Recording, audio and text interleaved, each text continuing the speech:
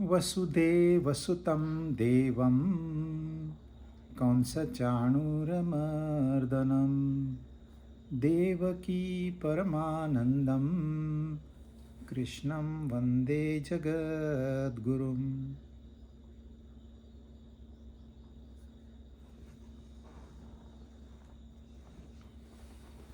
भगवत गीता अध्याय 2 47वां श्लोक हम शुरू करेंगे। यह श्लोक काफ़ी पॉपुलर है और बहुत ही महत्वपूर्ण है। कर्मण्येवाधिकारस्ते मा फलेषु कदाचन मा कर्मफलहेतुर्भू मा ते संगोस्त्वकर्मणि। भगवान अर्जुन को बुद्धि योग यानी कि कर्म योग बता रहे हैं। और कर्म योग में यहाँ वो क्या कह रहे हैं कि हे अर्जुन यानी कि हे मनुष्य, हम लोग कर्तव्य कर्म करने में ही तेरा अधिकार है, फलों में नहीं। फल यानी कि कर्तव्य का परिणाम। कर्म फल हेतु का भी मत बन, तू कर्म फल के हेतु का भी मत बन। यानी कि यह कर्म फल मेरी वजह से हुआ है, ऐसे भी तू मत समझ। तेरी कर्म करने में अकर्म करने में आसक्ति न हो, यानी कि अकर्म के साथ नहीं जा, कर्म के साथ ही जा। अब यह जो श्लोक है, इसकी गहराई में नहीं उतरेंगे तो यह समझ में नहीं आएगा। रॉन्ग इंटरप्रिटेशन से अच्छा है नहीं समझें इसको, गलत समझने से नहीं समझें। पर यह श्लोक यदि अच्छे से हम समझ लेंगे तो हमारे जीवन की 80% समस्याएं समाप्त हो जाएगी।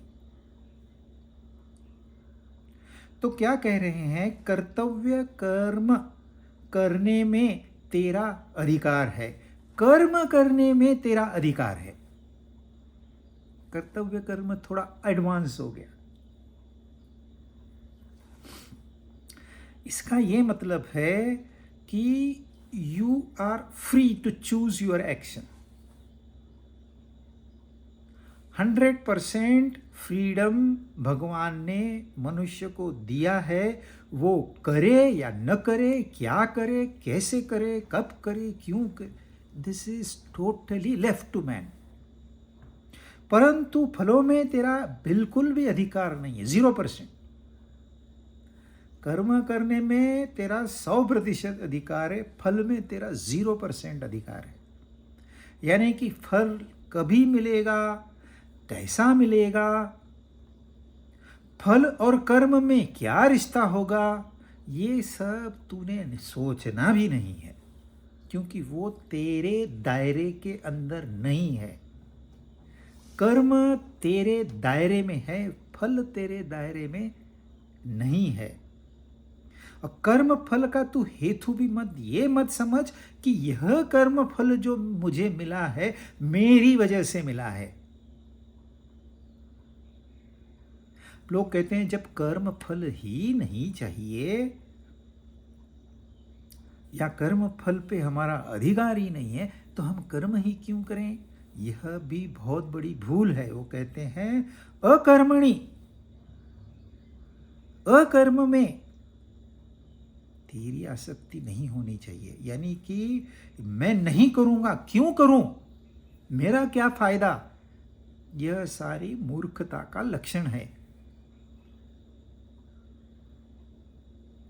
तो कर्तव्य कर्म करने में जो अधिकार है, इसका मतलब क्या हो गया? मैं कर्तव्य कर्म या कोई भी कर्म करूं या नहीं करूं, यह स्वातंत्र मुझे है। पहली बात। दूसरी बात, मैं करूं अपने लिए करूं या सबके लिए करूं यह मेरा अधिकार है। यानी कि स्वार्थ कर्म करूं या निस्वार्थ कर्म करूं। एक तो होता है अरे मुझे करना है, मेरी इच्छा है। दूसरा होता है नहीं मेरा कर्तव्य है, मैं समाज का एक घटक हूं तो समाज के लिए मैंने कुछ करना है। और तीसरा होता है करूं, मैंने कुछ किया ही नहीं, सब कुछ करके मैंने कुछ किया ही नहीं। यानी कि मैं और करने वाला वहां नहीं है, परंतु कर्म है। जो महात्मा लोग होते हैं वो सब कुछ करके भी कुछ नहीं करते। कभी कोई महात्मा ये नहीं कहेगा कि मैंने ये किया, मेरी वजह से ये हुआ। और जो कहते हैं वो महात्मा नहीं है।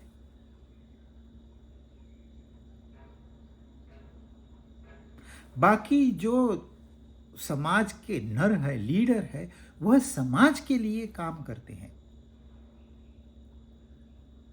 आप देखिए बॉर्डर पे कैसे कैसे ये लोग रहते हैं। जो चौकी रहती है एक हाइट पे होती है, वहां जाने को ढंग का रास्ता नहीं होता है। वो आइसोलेटेड प्लेस होती है, गांव वहां से दूर रहता है। एक खाने पीने का क्या बंदोबस्त है, ठंड बारिश का क्या बंदोबस्त है, ये this is all secondary things. ये मेरा कर्तव्य कर्म है। यदि मैं चूक गया तो सबसे पहले सैक्रिफाइस मैं हो जाऊंगा और फिर मेरे देश को खतरा हो जाएगा। तो यह निस्वार्थ कर्म है। और आम जनता जो होती है वो स्वार्थ के लिए, भाई मुझे क्या मिलेगा, मैं ये 1 घंटा काम करके दूंगा, इतने पैसे दोगे क्या, तो मैं करता हूं।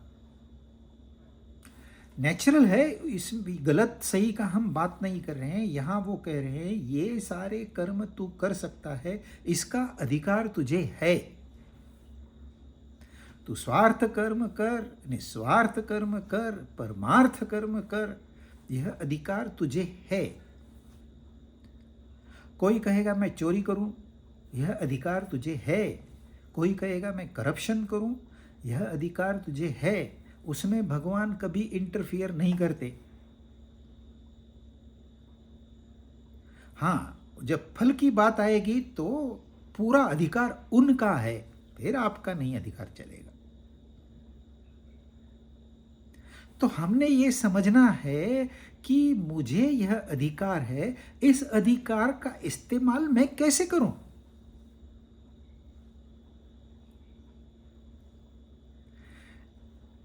कोई कहता नहीं मैं तो निस्वार्थ कर्म करूंगा, मैं तो देश की सेवा करूंगा, मैं तो अपने धर्म का रक्षण करूंगा। ऑल राइट, अब उसके लिए कर्म कैसे करना है, क्या यह तुझे ज्ञान है? क्योंकि भले ही तेरा इंटेंशन अच्छा है,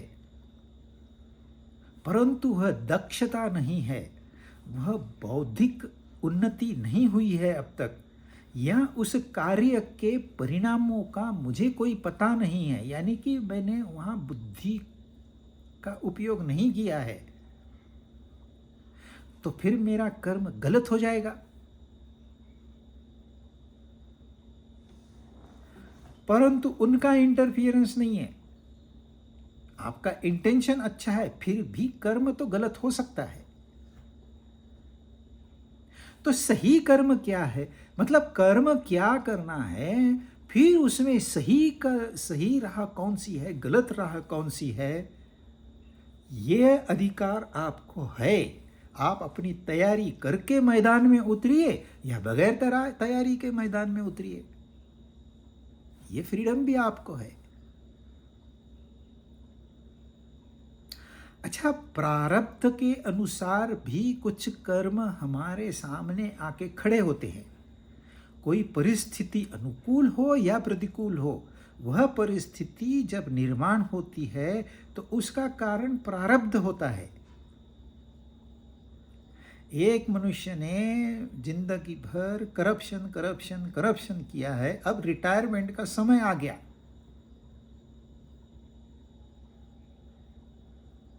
अब सोचता है मैं रिटायर हो जाऊंगा, यहाँ जाऊंगा, फॉरेन में जाके इन्वेस्ट करूंगा, वहाँ की सिटीजनशिप लूंगा और मस्त मौज में जीऊंगा। बस उसी समय वो पकड़ा गया। तो इतने सालों की जो गलत सोच थी, वो ही प्रारब्ध रूप में आपके सामने आके खड़ी हो गई। अब आपको जेल में जाके चक्की पीसनी पड़ेगी, भले आपके घर में करोड़ों पड़े हैं।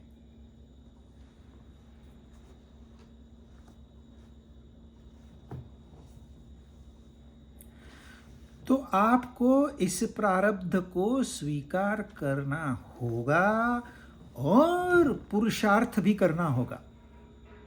हाँ, आप नहीं करेंगे तो यह अधिकार आपको है। अब परिस्थिति यदि प्रतिकूल है तो मनुष्य रोते बैठता है, दुखी हो जाता है। कई लोग तो डिप्रेशन में चले जाते हैं। आजकल एंटी डिप्रेसेंट बिक रही है।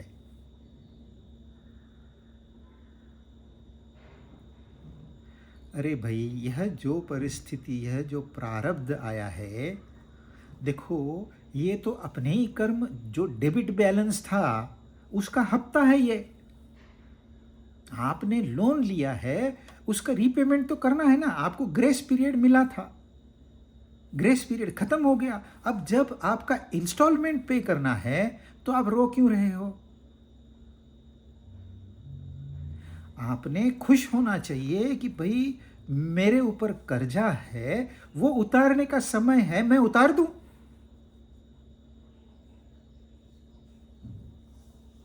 तो फिर दुख आपको नहीं छुएगा। प्रतिकूल परिस्थिति आई है, आपको दुख नहीं देगी। वो आई है, वो चली जाएगी।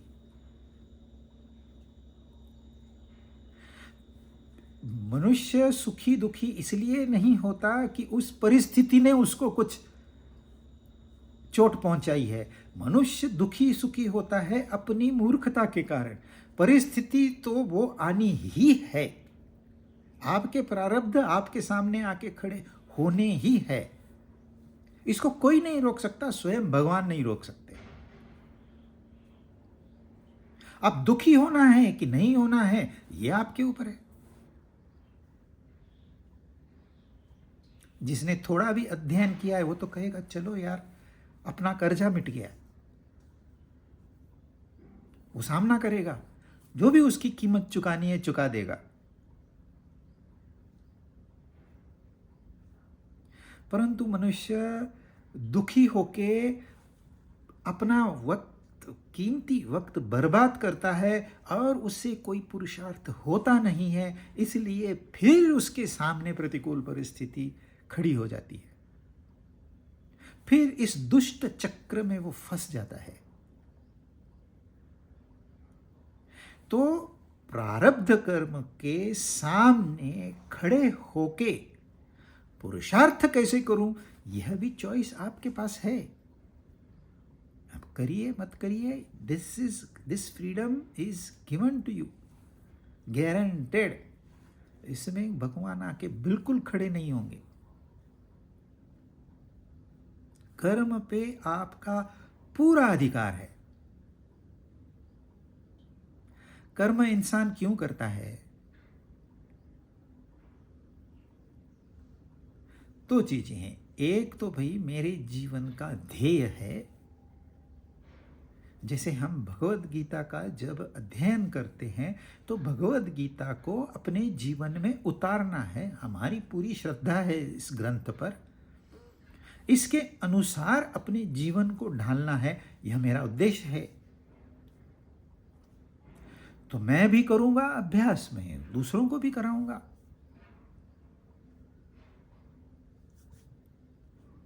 ये एक नजरिया है। दूसरा नजरिया, मेरी इच्छा है बहुत कि मैं एक बार देख लूं इस ग्रंथ में है क्या। 2-4 लेक्चर सुन लेते हैं, हाँ हम समझ गए, हमें पता है गीता में क्या है। हमें पता है कृष्ण ने क्या कहा, अर्जुन ने क्या कहा, धृतराष्ट्र ने क्या कहा, हमें पता है। 700 श्लोक है, पता है क्या? हमको कृष्ण के सारे नाम याद है, हमको अर्जुन के सारे नाम याद है, हमको पता है। जो आपकी इच्छा थी, क्यूरियोसिटी थी, पूरी हो गई, गीता का पर्पस समाप्त हो गया। तो इच्छा पूर्ति के लिए, इच्छा पूर्ति भी क्यों? क्योंकि नहीं तो कोई कमी है। अरे सब लोग गप्पे मारते हैं पार्टियों में, इधर उधर गीता के बारे में बोलते हैं, हमको तो कुछ जानकारी ही नहीं है। अब तो मुझे जानकारी है, अब मैं भी जाके शाइनिंग मारूंगा। ये भी पर्पस हो सकता है आपके कर्म का। तो आप कर्म किस लिए कर रहे हो? ध्येय पूर्ति के लिए करते हो या कामना पूर्ति के लिए करते हो? यदि ध्येय पूर्ति के लिए करते हो तो आपको कर्म संतोष देगा, समाधान देगा, सुख देगा, आनंद देगा, शांति देगा। यदि सिर्फ कामना पूर्ति के लिए करते हो तो निश्चित रूप से आपके सामने दुख आके खड़े रहेंगे।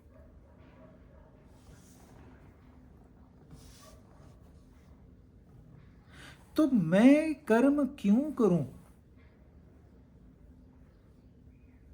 ये मुझे पता होना चाहिए। कर्म कौन सा करूं, ये मुझे पता होना चाहिए। कर्म कैसे करूं, यह मुझे पता होना चाहिए। यह मुझे पता होना चाहिए का मतलब यह मुझे ज्ञान चाहिए, यह मुझे बोध चाहिए, मुझे सत्य तत्व का कुछ अंश में तो अनुभव होना चाहिए, तभी मैं ये सब करूंगा। और यहाँ बुद्धि जो है ये बहुत ही महत्वपूर्ण रोल अदा करती है। इसलिए इस कर्म योग को उन्होंने बुद्धि योग कहा है।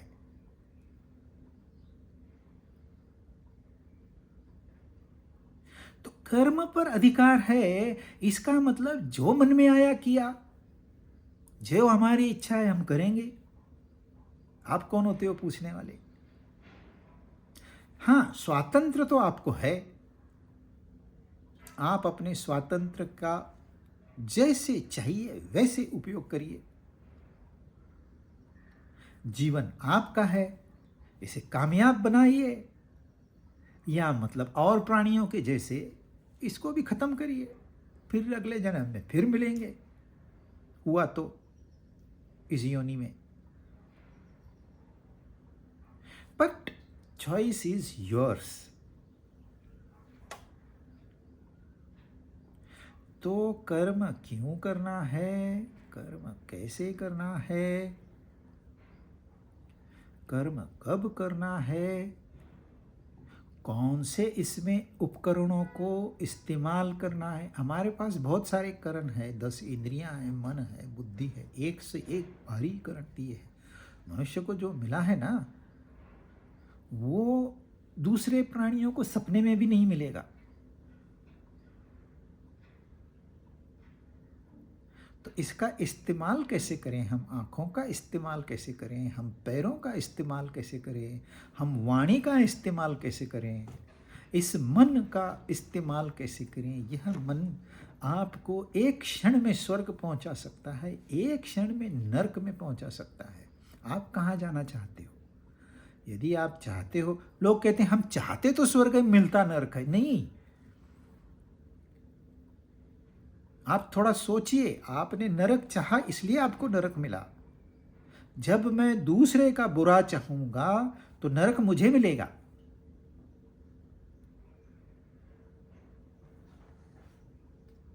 अरे हमने तो खाली सोचा, खाली विचार आए थे थोड़ी देर के लिए, ये विचार रिकॉर्ड हो गए हैं, ये प्रारब्ध के रूप में आके खड़े होंगे। तब आप सवाल पूछेंगे मेरे साथ ही ऐसा क्यों होता है? क्योंकि तुम्हारे कर्म हैं पीछे उसके। अच्छा, हर मनुष्य को यह एक इनहरेंट शक्ति दी है अंदर में कि वो आनंद की तलाश करे, वो शांति की तलाश करे, वो परमात्मा का ध्यान करे। यह सारी शक्ति अंदर मौजूद है, ये हमें बार बार याद भी दिलाती है। पर हम इतने बिजी है संसार में, इसको ध्यान ही नहीं देते। वो कृष्ण हो गया नहीं है, वो कृष्ण अंदर मौजूद है अभी इसी वक्त, वो बुला रहा है। पर हम कहते नहीं नहीं, थोड़ा घूम फिर तो लूं, थोड़े पैसे तो कमा लूं, शादी तो कर लूं, बच्चे तो कर लूं, बच्चों की तो शादी देखनी है मुझे, आपको समय नहीं है। परंतु एग्जिट डेट फिक्स्ड है, वो चेंज नहीं होगी। आपको पुरुषार्थ करने की मोहलत है, आप उसको थोड़ा सा बढ़ाना चाहे मोहलत तो मिल जाएगी। आजकल साइंस भी आपकी 10-15 साल से उम्र बढ़ा देती है, भले वो हॉस्पिटल में पड़ा रहे, आईसीयू में पड़ा रहे, कोमा में रहे, तो मोहलत आपको मिल जाएगी उतनी। पर इस्तेमाल करोगे तो वेरी गुड, नहीं इस्तेमाल करोगे तो जिए क्या और मरे क्या।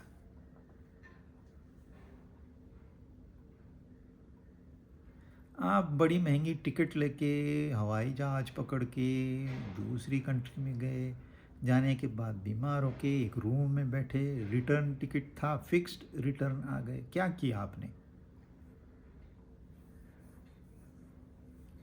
ये मानसिक बीमारी थी, ये कोई शारीरिक बीमारी नहीं थी। ये आपकी कमियों की वजह से आप अपने आप को बंद करके बैठ गए। तो यही जीवन का खेल है। हम आए इतनी मेहनत से, मनुष्य जीवन कितने प्राणियों को मिला है, आप सोच भी नहीं सकते। एक मनुष्य के पीछे हजारों हजारों तो चींटियां हैं। मतलब कितनी चींटियां होगी इस संसार में, कितने मच्छर होंगे, बैक्टीरिया और वायरस का तो मतलब गिनती ही नहीं हो सकती, इतने आंकड़े ही नहीं है हमारे पास। अब मनुष्य कितने हैं, तो एक मनुष्य के पीछे लाखों करोड़ों दूसरे जीव है, मतलब लाखों करोड़ों में से एक। कितना महंगा है मनुष्य जीवन, और हम यूं ही बर्बाद कर देते हैं, जस्ट कैजुअली। टिप में दे दी आपने अपना जीवन, टिप में दे दिया। कबीर जी कहते हैं कि ब्याज के चक्कर में आपने मूल गंवा दिया। अब मूल तो गया, मूल ही गया तो ब्याज कहां से आएगा। पर संसार है ये ऐसे ही है, आपको ब्याज का अट्रैक्शन देता है और आपका मूल ले लेता है। मूल है मैं। यह संसार इसलिए है क्योंकि मैं हूं। यदि मैं ही नहीं तो यह संसार क्या मतलब है। समझो पूरी सारी बिल्डिंग सोने की बन गई और मैं मर गया,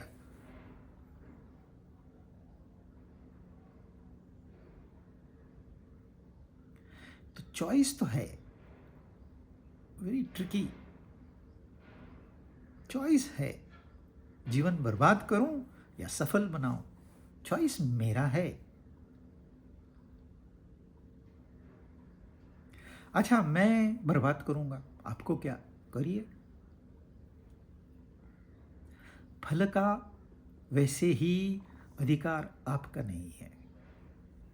तो जब आपको फल मिलेगा तो आप उसको हंस के स्वीकार करिए।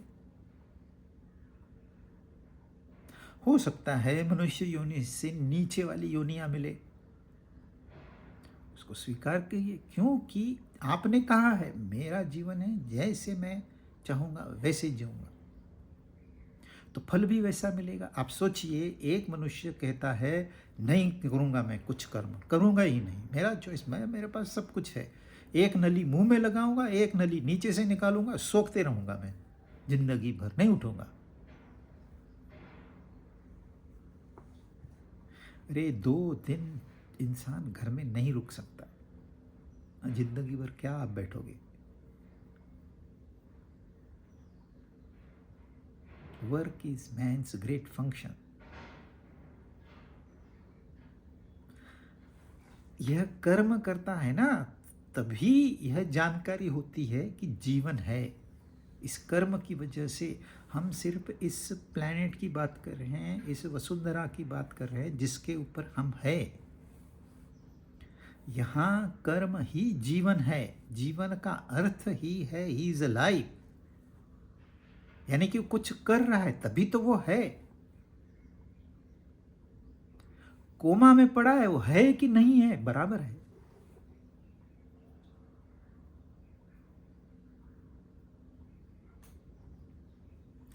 तो आप कर्म नहीं करने का आपको अधिकार है, परंतु उसका परिणाम है, आपको कुछ नहीं मिलेगा। ऐसे लोग हैं जो कर्म को अवॉइड करते हैं। जहां कर्म करने की यहाँ अपॉर्चुनिटी है या यहाँ मुझे कर्म करना पड़ेगा ऐसे पता है, वो जाते ही नहीं है वहां पर। कहते यार हमारे से नहीं होता है अभी, उम्र 40 साल, अब आपको 60 साल कैसे निकालोगे? आप नहीं करोगे तो आप 60 साल नहीं निकालोगे तो आपको वो डेबिट कर दिए जाएंगे, एटलीस्ट आधे तो डेबिट किए जाएंगे। क्यों? आप जी नहीं रहे हो तो जीवन का क्या मतलब है? क्यों आपको 100 साल दिए जाएं? आपको पहले शोकाज नोटिस मिलेगी। तो यह अधिकार आपका है, मैं कर्म नहीं करूं, लेकिन उसका परिणाम भी समझ लीजिए। अच्छा मैं करूंगा लेकिन मेरे लिए, मगर मुझे कुछ मिलेगा तो ही करूंगा, नहीं तो नहीं। यह भी अधिकार आपको है। स्वार्थी मनुष्य न कभी संतुष्ट हुआ है और न ही कभी वो संतुष्ट होगा। अगर आपको मुस्कान देखनी है तो वो आपको निस्वार्थी मनुष्य के चेहरे पे ही मिलेगी। सही मुस्कान, हंसना अलग है, ठहाके लगाना अलग है। 4 दोस्त जमा हो गए, 2 ड्रिंक्स ले ली और जोक्स बताया, हंस रहे हैं, that is dependent. Your smile is dependent and fleeting. वो आया और गया। सही नेचुरल। एक तो कृत्रिम जीवन है, एक तो नैसर्गिक जीवन है। कृत्रिमता वो है कि आप हर खुशी के लिए अवलंबित है। रिलेटिव्स चाहिए, दोस्त चाहिए, टेलीविजन चाहिए, मोबाइल चाहिए, कुछ ना कुछ आपको चाहिए, अदरवाइज यू आर रेस्टलेस। और नेचुरल क्या है? कुछ भी नहीं है and you are at rest.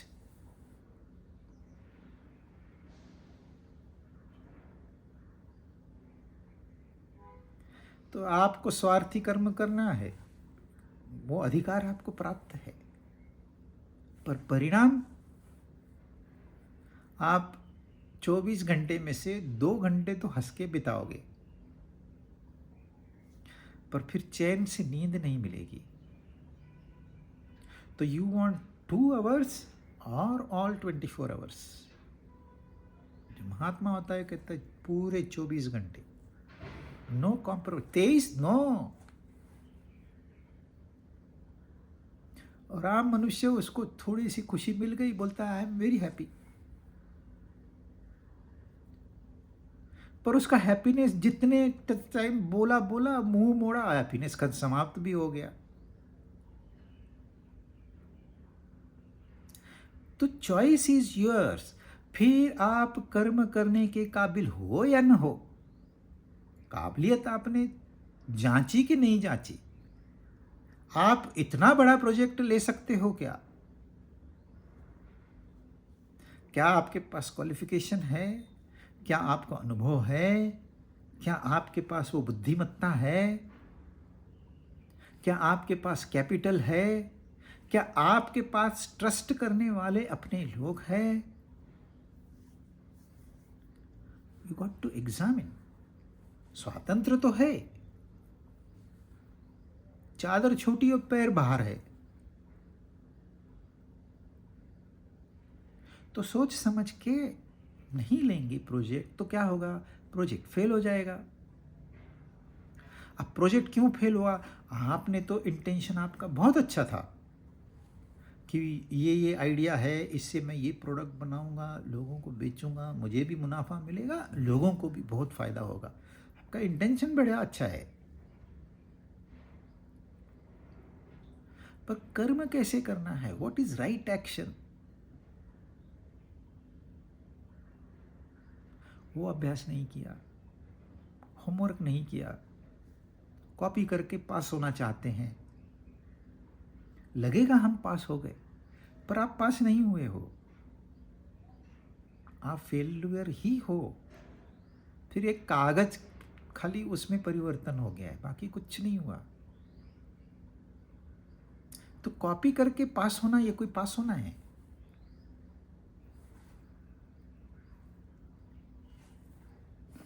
भले कम मार्क्स मिले, अपनी काबिलियत अपने को पता होनी चाहिए।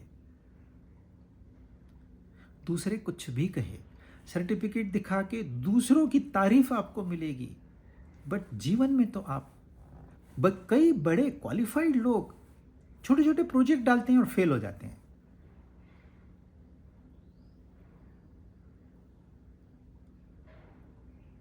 डॉक्टर बनना है, कैसे भी बनना है, हम डोनेशन देंगे, हम चाइना जाएंगे, हम यूक्रेन जाएंगे, हम कुछ भी बनना है, मतलब बनना है, बस हमको सर्टिफिकेट चाहिए। बाकी तो क्या, हमारी प्रैक्टिस तो है ही ना ऑलरेडी, बस एक सर्टिफिकेट चाहिए। तो खाली सर्टिफिकेट आपके कोई काम का नहीं है। You should know within yourself what you are. फिर आप उसके अनुसार प्रोजेक्ट लीजिए। कोई भी इंसान ये नहीं कह सकता I will study Bhagavad Gita on my own, मुझे किसी की जरूरत नहीं है। वो जनरेशन में एक आदमी होता है, बाकी लोगों को सहायता लेनी होती है। Gita herself is a guru, फिर भी उसको इंटरप्रिटेशन करने के लिए हमें मदद चाहिए, मदद लीजिए। कंसल्ट करना कोई बुरी बात नहीं है।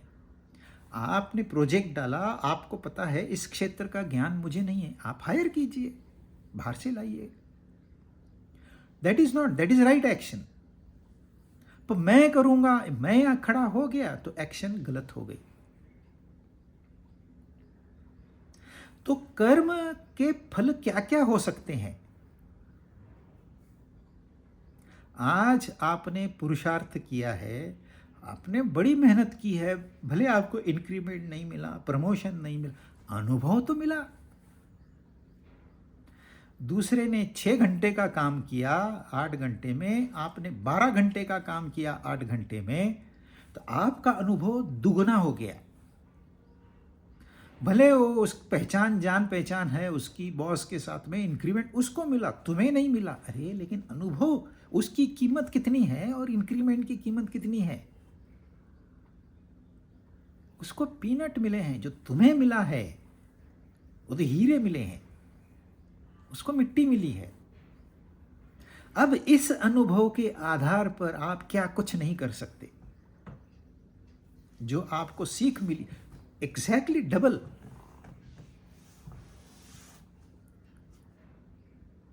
तो सीख महत्वपूर्ण है क्या बाहर का दिखावा महत्वपूर्ण है? तो मेहनत पुरुषार्थ आपने किया तभी तो आपको ज्ञान की प्राप्ति हुई। यदि पुरुषार्थ नहीं करते तो अपना 9 to 5 तो रूटीन चल रहा है, फिर रिटायरमेंट के बाद में देखेंगे, हरि भजन करेंगे, और वो दिन आता ही नहीं है।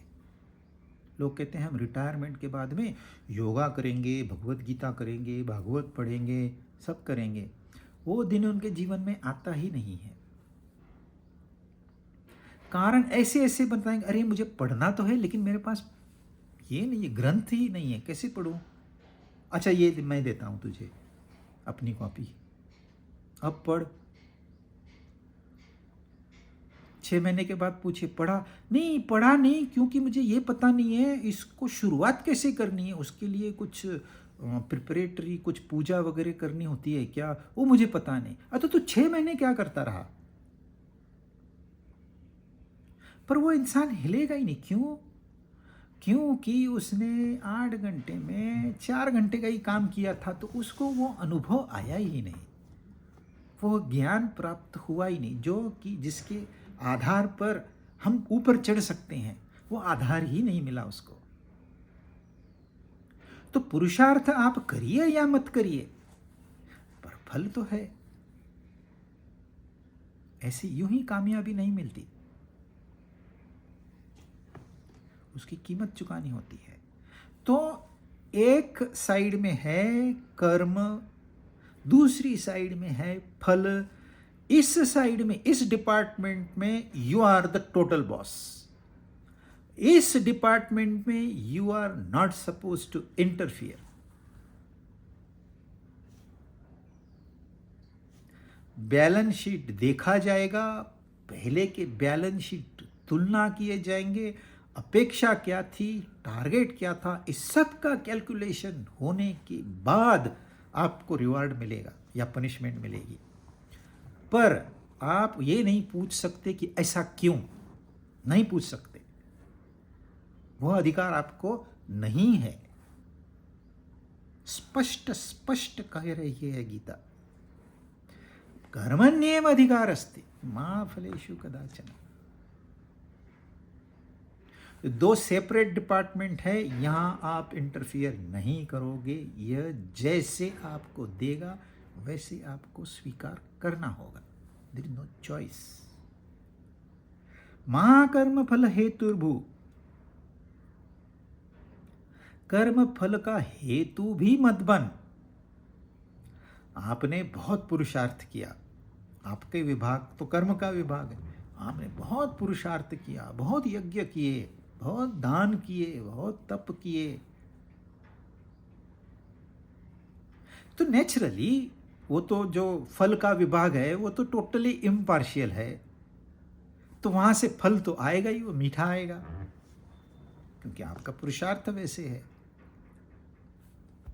मैंने किया, ये देखो, ये मैंने बनाया है, मैंने, अरे आपने किया और सब किए कराए पर पानी फेर दिया। वो कह रहे हैं कर्म फल का हेतु भी मत बन। क्यों? क्योंकि जो कर्म तूने किया वो कैसे किया, हम कर्म कैसे करते हैं, या तो आंख से देखेंगे, है ना, देखा आपने, आपने सोचा कि यहाँ डिफ़िकल्टी है, प्रॉब्लम है, लोग, पीपल आर सफरिंग, आपने, आपके पास आइडिया है, आपने आइडिया लगा दी, वो आइडिया कामयाब होगी, लोग खुश हो गए। परंतु ये जो आपने देखा, यह जो उपकरण है देखने का, ये कहाँ से आया? जो आपने सोचा, ये मन, ये कहाँ से आया? जो आपने आइडिया लगाई, बुद्धि लगाई, ये कहाँ से आई? अच्छा, इसमें से किसका योगदान ज़्यादा है? फिर पैर चले, फिर हाथों ने काम किया, किसका योगदान ज़्यादा है? यदि आंख कहे मैंने देखा इसलिए सब हुआ, तो क्या सोचेंगे बाकी अवयव आंख के बारे में? बस वैसे ही हमारे साथ होता है। हाँ, आपने किया, आपको फल भी प्राप्त हुआ। देखिए, फल प्राप्त होना ही है, इट इज इनएविटेबल, आप उसको अवॉइड ही नहीं कर सकते। कि भगवान एकदम परफेक्ट, 0.00001 का भी वहां टॉलरेंस नहीं है, एकदम परफेक्ट मीन्स परफेक्ट। सारे आपके कर्म को मिक्स करके फल बनाया जाता है। अब कर्म में कड़वाहट ज्यादा थी, मिठास कम थी, तो फल कड़वा आएगा। कर्म में मिठास ज्यादा थी, कड़वाहट कम थी, तो फल मीठा आएगा। जब आ गया तो उसने दिया, यह प्रसाद मुझे प्राप्त हुआ, मैंने किया नहीं, क्योंकि फल पे मेरा अधिकार था ही नहीं। इंसान भूल जाता है, पढ़ाई करने के बाद भूल जाता है।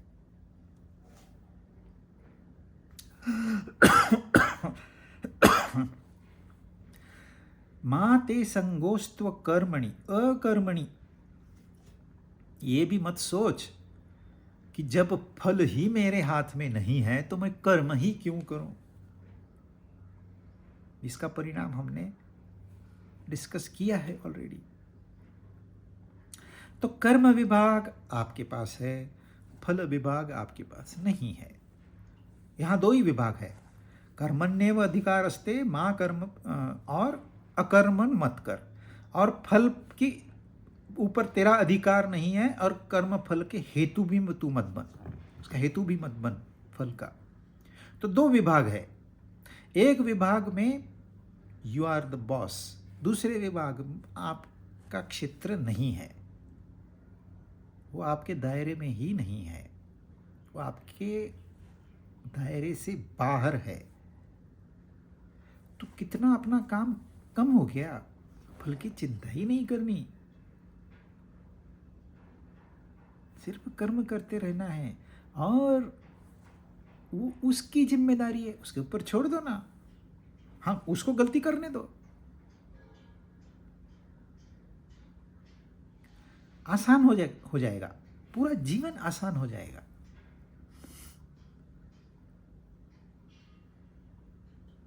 मिला प्रसाद, न मिला, चलो भाई कुछ तो गलती हुई होगी, सुधार लो।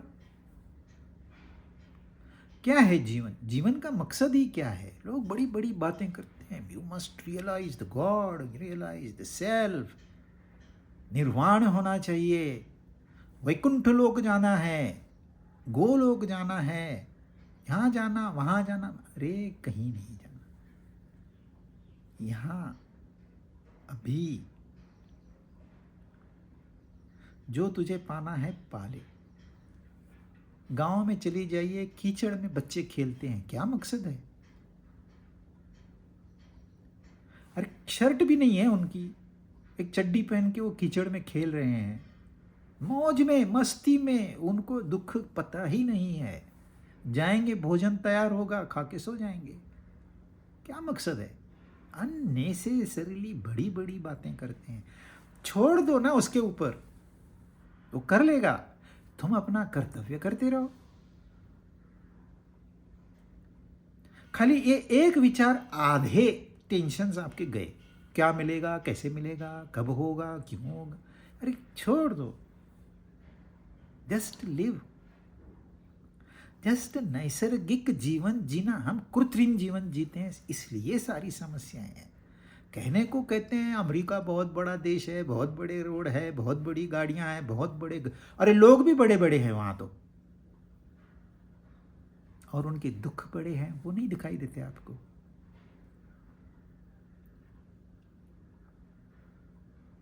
कृत्रिम जीवन, खाना कृत्रिम, पीना कृत्रिम, पहनना कृत्रिम, कौन से रिसाइकल्ड के नाम से कुछ भी खपा रहे हैं ये लोग। प्रॉफिट है, एडवर्टाइजमेंट है, और लोग दिमाग चलाते नहीं है।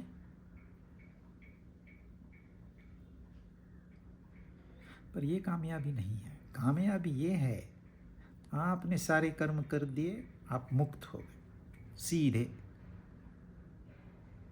मेरा काम था, मैंने कर दिया, खत्म। अब वो देख लेगा अपने को क्या करना है। ये एटीट्यूड होना चाहिए, तब ये श्लोक जीवन में उतरेगा। अच्छा, जीवन में उतरेगा तो होगा क्या। देखिए, जब आप कर्म करते हो ना, तो आपका कर्म में राग होता है, इसलिए कर्म करते हो।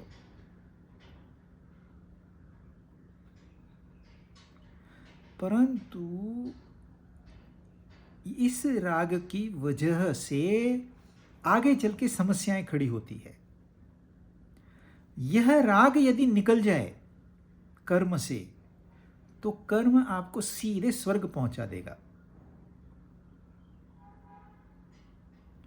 तो जब हम कर्म करते हैं, पीछे राग है और आगे भी फल का राग है, फल में आसक्ति है। वो कहते हैं ना, फल में आसक्ति मत करो, फल में आसक्ति है, और यहां से पुश और यहां से पुल। तो आपको स्वातंत्र कहां है इसमें? दरअसल आप स्वतंत्र हो, आप मुक्त हो, आप शुद्ध हो, आप बुद्ध हो। परंतु ये गलती हो गई, इस शरीर को मैं मान लिया, इस संसार को सत्य मान लिया, बीच में नकली मैं और मेरा खड़ा कर दिया। यहां समस्या है।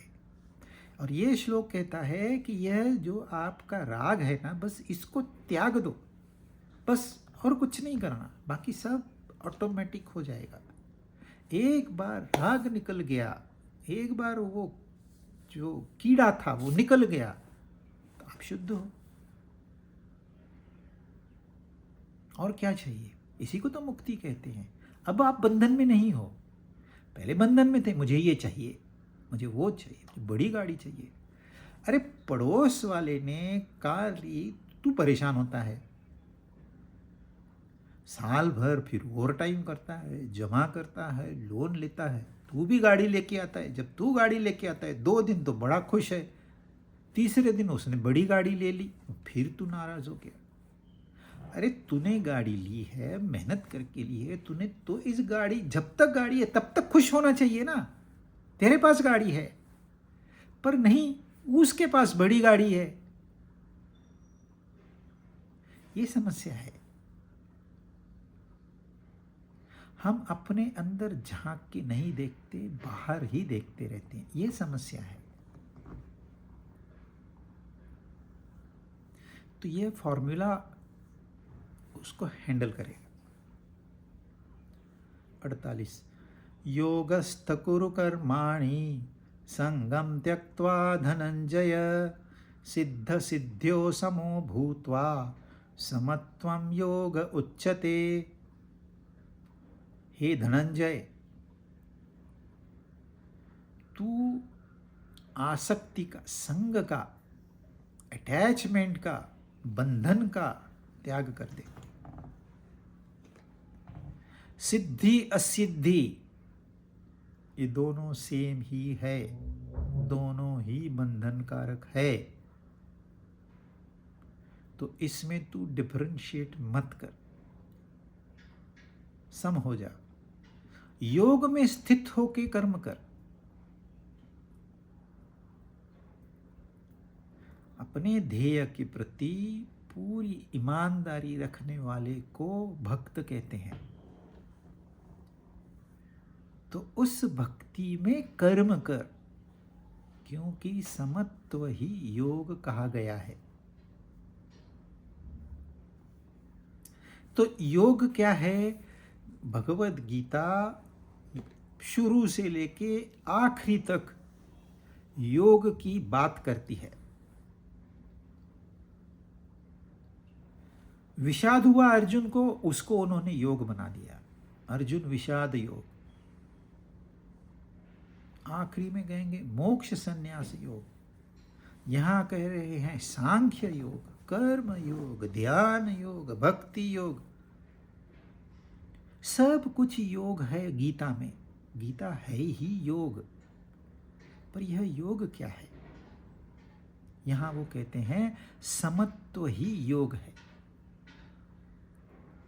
समानता ही योग है, विषमता का न होना ही योग है।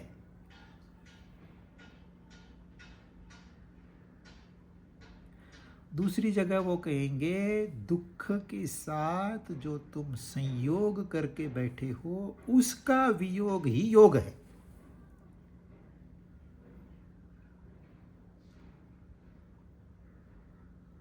तो योग है, यह एक प्रक्रिया है जो आपके दुखों को हर लेती है, जो आपके अज्ञान को हर लेती है, जो आपको जो ये महसूस होता है मुझ में कुछ कमी है उसको फुलफिल कर देती है।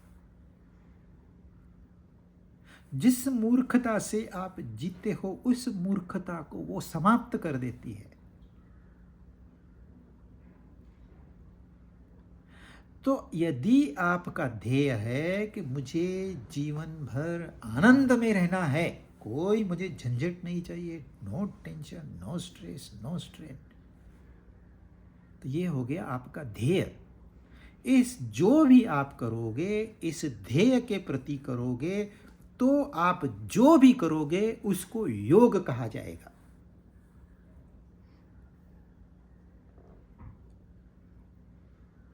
तो उसके लिए यहां कुछ एडवाइस दे रहे हैं। पहले कह रहे हैं आसक्ति का त्याग कर, यानी कि यह जो मन है इसको शुद्ध कर।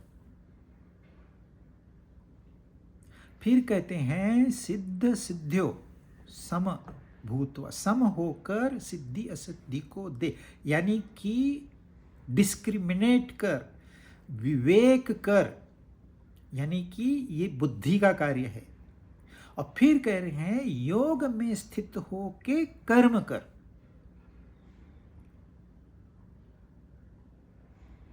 मतलब ध्येय के प्रति कर्म कर, उच्च ध्येय उसके प्रति कर्म कर, यानी कि तुम्हारा मन भक्ति में लीन हो गया, तुम्हारी बुद्धि विवेकशील हो गई और सारी इंद्रियां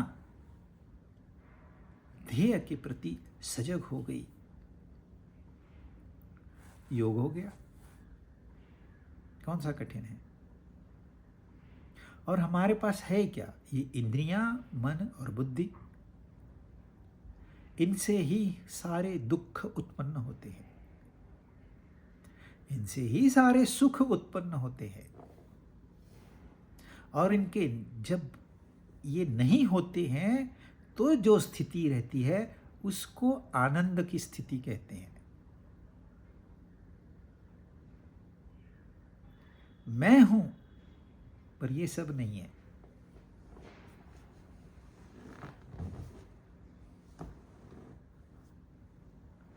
तो समता जब तक जीवन में नहीं आएगी तब तक योग नहीं होगा।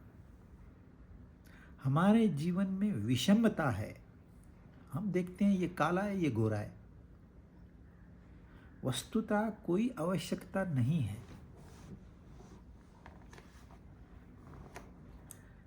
मैं कैसा हूं, काला हूं कि गोरा हूं, यहां ये समस्या है अपनी। लोग क्या कहेंगे मेरे बारे में, ये समस्या है।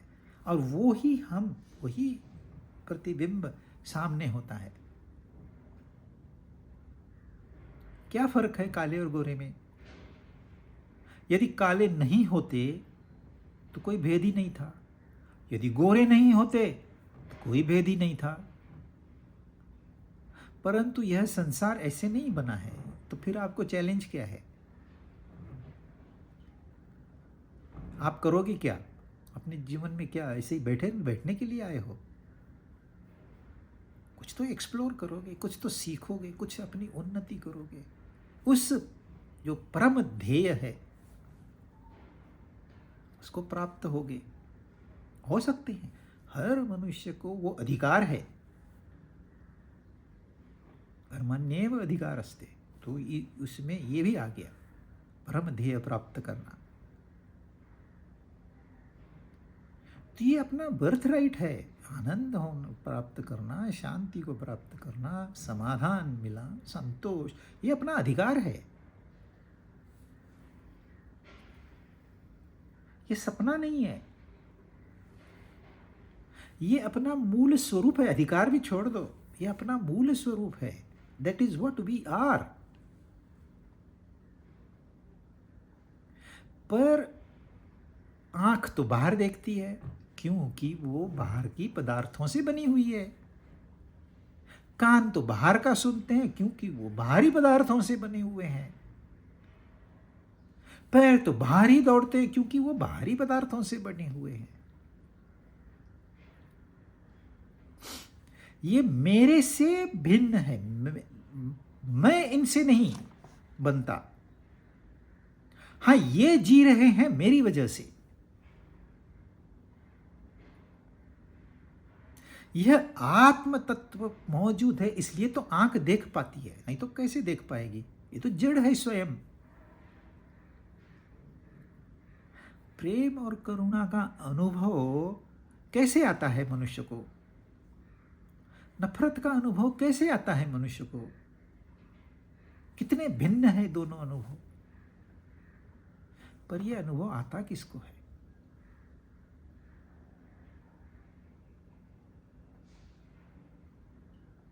तो ये जो सारे उपकरण है, करण है, यह बाहरी पदार्थों से बने हुए हैं, इसलिए ये बाहर का ही हिस्सा है, ये बाहर ही जाएंगे। इसमें सरप्राइजिंग कुछ भी नहीं है। तुम्हें पता है ये तो आदमी इधर उधर घूमते रहता है, अब तुम क्या करते हो? उसको देखते रहते हो और आप परेशान होते रहते हो। अरे तुमसे तो वो अच्छा, वो कम परेशान है, वो तो इच्छाएं पूरी कर रहा है, तुम्हारी तो इच्छाएं अधूरी है और तुम अपनी इच्छाओं को बढ़ा रहे हो, उससे ज्यादा दुखी हो रहे हो। तो ये कहते हैं ऐसे मन का ये जो मन बुरा नहीं है, उसमें जो आसक्ति भाव है यह बुरा है। आसक्ति क्या है कि एक ही विचार बार बार मन में प्रकट होना, एक ही बात, उसने मुझे ऐसे क्यों बोला, same thing again and again. अरे भाई, एक बार तूने पूछ लिया, तुझे जवाब मिला नहीं मिला, जो भी हुआ खत्म कर देना उसको। पर ये मन जो है ना, ये मानता ही नहीं है।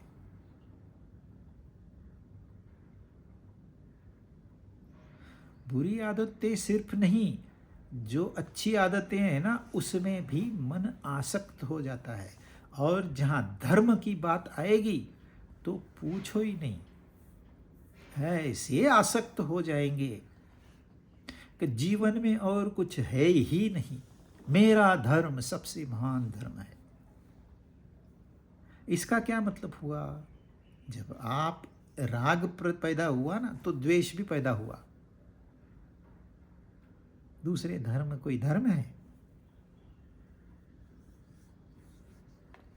तो ये तुम आसक्त हो जाओ अपने धर्म से, परंतु यह तुम्हारे लिए घातक सिद्ध होगा, यही हो रहा है। तो वो कहते हैं इस संग का, संगम त्यक्त्वा धनंजय, इस संग का तू त्याग, यहीं यहीं उसको काट के फेंक दे। दिस इज अ डिजीज, इसको तुरंत काट दे। फिर सिद्ध असिद्ध सम हो जा, विवेक कर। क्या है सिद्धि? अरे सिद्धि ही लोगों को पता नहीं है। What is success? नहीं पता। कहते हैं धन कमा लिया मतलब सक्सेस, सत्ता मिल गई मतलब सक्सेस, रूप मिल गया मतलब सक्सेस। लता मंगेशकर को इतना सुंदर गला दिया, किसने दिया हमें पता नहीं, उसका इसने इस्तेमाल किया अपने लिए। वो कहती थी यहाँ रोड होना चाहिए, इसलिए ऐसे कहती थी, रोड हो जाता था। वो कहती थी ऐसा एक हॉस्पिटल होना चाहिए मेरे नाम, हॉस्पिटल बन जाता था। आपको लगेगा अरे यार क्या जीवन है, ऐसे जीवन होना चाहिए। पर वो क्या कहती, ऐसा जीवन नहीं चाहिए मुझे। वो जो जानती है और कोई नहीं जान पाएगा, क्योंकि यह गला कहां से आया इसका कभी विवेक किया ही नहीं। मुझे इतने पैसे दो तो मैं गाऊंगी। तो विवेक शून्यता तुम्हें नरक का अनुभव कराएगी। और कहते हैं योग में स्थित होकर कर्म कर। इसको हम अगली बार समझेंगे।